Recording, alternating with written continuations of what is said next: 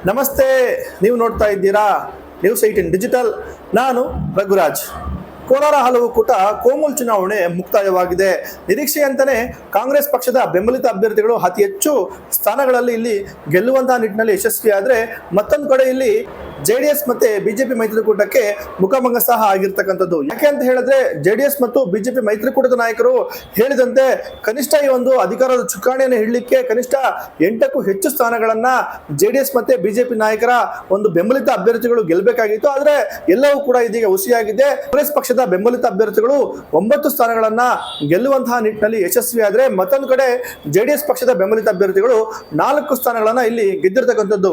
ಇನ್ನು ಚುನಾವಣೆಯಲ್ಲಿ ಸಂಬಂಧಪಟ್ಟಂತೆ ಇದೀಗ ಕೆಲವೊಂದು ಆರೋಪಗಳು ಕೂಡ ಕೇಳಿ ಬರ್ತಾ ಇದೆ. ಯಾಕಂತ ಹೇಳಿದ್ರೆ, ಫಲಿತಾಂಶ ಆದ ನಂತರ ಸಹಜವಾಗಿ ಹಲವು ಒಂದು ಆರೋಪಗಳು ಕೇಳಿ ಬರುತ್ತೆ.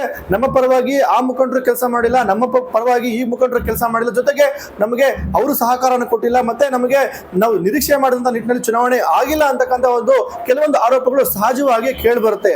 ಆದ್ರೆ ಇದೀಗ ಇಂಥದ್ದೇ ಒಂದು ಆರೋಪ ಕೋಲಾರದ ಕೋಮುಲ್ನ ಹಾಲು ಕೂಟದ ಉತ್ತರ ಮಹಿಳಾ ಕ್ಷೇತ್ರಕ್ಕೆ ಸ್ಪರ್ಧೆ ಮಾಡಿದಂತಹ ಲಕ್ಷ್ಮೀ ಪ್ರಿಯಾ ಅವರ ಸ್ಪರ್ಧೆ ವಿಚಾರವಾಗಿ ಇದೀಗ ಕೇಳಿ ಬಂದಿರತಕ್ಕಂಥದ್ದು. ಯಾಕಂತ ಹೇಳಿದ್ರೆ, ಏನು ಜೆಡಿಎಸ್ ಮತ್ತೆ ಬಿಜೆಪಿ ಮೈತ್ರಿಕೂಟದ ಘಟಾನುಘಟಿ ನಾಯಕರು ಅವರಿಗೆ ಒಂದು ಬೆಂಬಲವನ್ನು ಕೊಟ್ಟು ಅವರ ಪರವಾಗಿ ಶಾಸಕರು ಸಹ ಪ್ರಚಾರವನ್ನು ಮಾಡಿದ್ರು. ಜೊತೆಗೆ ಕೋಲಾರದ ಮಾಜಿ ಸಚಿವ ವರ್ತೂರು ಪ್ರಕಾಶ್ ಅವರು ಕೂಡ ಅವರ ಪರವಾಗಿ ಪ್ರಚಾರವನ್ನು ಮಾಡಿ ಅಭ್ಯರ್ಥಿಗೆ ಒಂದು ಮತಗಳನ್ನ ಹೆಚ್ಚಾಗಿ ಹಾಕಿಸುವಂತಹ ಒಂದು ಭರವಸೆಯನ್ನು ಕೂಡ ಕೊಟ್ಟಿದ್ರು.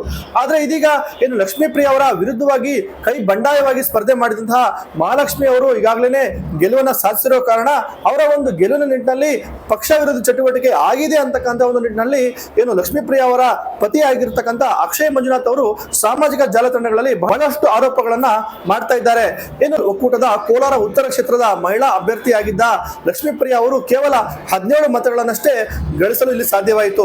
ವಿಜೇತ ಅಭ್ಯರ್ಥಿ ಮಹಾಲಕ್ಷ್ಮಿ ಅವರು ಬರೋಬ್ಬರಿ 25 ಮತಗಳನ್ನು ಪಡೆದ್ರೆ, ಎರಡನೇ ಅಭ್ಯರ್ಥಿ ಆಗಿದ್ದಂತಹ ರೇಣುಕಾ ಅವರು ಕೂಡ 21 ಮತಗಳನ್ನ ಪಡೆಯುವಲ್ಲಿ ಯಶಸ್ವಿಯಾದರು. ಆದ್ರೆ ಈ ಒಂದು ಭಾಗದಲ್ಲಿ ಅಂದ್ರೆ ಮುಳುಬಾಗಿಲು, ಶ್ರೀನಿವಾಸಪುರ ಮತ್ತೆ ಈ ಒಂದು ಕೋಲಾರ ಭಾಗದಲ್ಲಿ ಜೆಡಿಎಸ್ ಪಕ್ಷ ಬಹಳಷ್ಟು ಒಂದು ಬಲಿಷ್ಠವಾಗಿದೆ. ಜೊತೆಗೆ ಬಿಜೆಪಿ ಕೂಡ ತಕ್ಕ ಮಟ್ಟಿಗೆ ಒಂದು ಬಲಿಷ್ಠವಾಗಿದೆ.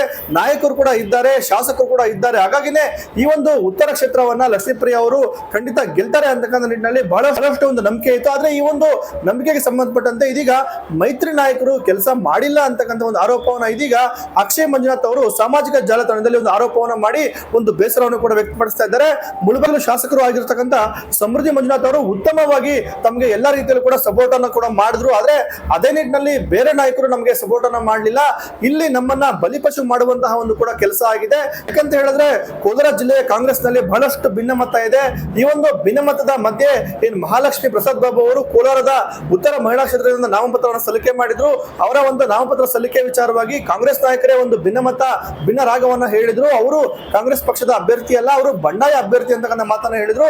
ಆದ್ರೆ ಇದೇ ಬಂಡಾಯ ಅಭ್ಯರ್ಥಿಯನ್ನ ಗೆಲ್ಲಿಸುವಂತ ನಿಟ್ಟಿನಲ್ಲಿ ಕೆಲ ಕಾಂಗ್ರೆಸ್ ನಾಯಕರು ಜೊತೆಗೆ ಕೆಲ ಬಿಜೆಪಿ ನಾಯಕರು ಕೂಡ ಇದಕ್ಕೆ ಸಾಥ್ ಕೊಟ್ಟಿದ್ದಾರೆ. ಇದಕ್ಕೆ ಪ್ರಭಾವಿ ಸಚಿವರ ಒಂದು ಪಾತ್ರ ಕೂಡ ಇದೆ ಅಂತ ಹೇಳಲಾಗ್ತಾ ಇದೆ. ಹಾಗಾಗಿನೇ ಮತ್ತೆ ಮುಖಭಂಗ ಉಂಟು ಮಾಡತಕ್ಕಂಥ ಸನ್ನಿವೇಶವನ್ನ ಸೃಷ್ಟಿ ಮಾಡಲಿಕ್ಕೆ ಇಲ್ಲಿ ನಮ್ಮನ್ನ ಬಲಿಪಶು ಮಾಡಿದ್ದಾರೆ. ಇದು ಎಂತಹ ಒಂದು ನ್ಯಾಯ ಅಂತಕ್ಕಂಥ ಮಾತನ್ನ ಇದೀಗ ಸಾಮಾಜಿಕ ಜಾಲತಾಣದಲ್ಲಿ ಅಕ್ಷಯ್ ಮಂಜುನಾಥ್ ಅವರು ಪ್ರಶ್ನೆಯನ್ನು ಕೂಡ ಮಾಡ್ತಾ ಇರ್ತಕ್ಕಂಥದ್ದು. ಯಾಕಂತ ಹೇಳಿದ್ರೆ, ಹೀಗೆ ಚುನಾವಣೆಯಲ್ಲಿ ಗೆಲ್ಲಿಸುವಂತಹ ಒಂದು ಮಾತನಾಡಿ ನಮಗೆ ಬಹಳಷ್ಟು ಭರವಸೆಗಳನ್ನು ಕೊಟ್ಟು ನಡುನೀರಲ್ಲಿ ನಮ್ಮನ್ನ ಕೈ ಬಿಟ್ಟಿದ್ದಾರೆ, ನಮ್ಮನ್ನ ಬಲಿಪಶು ಮಾಡಿದ್ದಾರೆ ಅಂತಕ್ಕಂಥ ಒಂದು ಮಾತನ್ನು ಕೂಡ ಇದೀಗ ಪರಾಜಿತ ಅಭ್ಯರ್ಥಿ ಲಕ್ಷ್ಮೀ ಪ್ರಿಯಾ ಅವರ ಪತಿ ಅಕ್ಷಯ್ ಮಂಜುನಾಥ್ ಅವರು ಹೇಳ್ತಾ ಇರತಕ್ಕಂಥದ್ದು.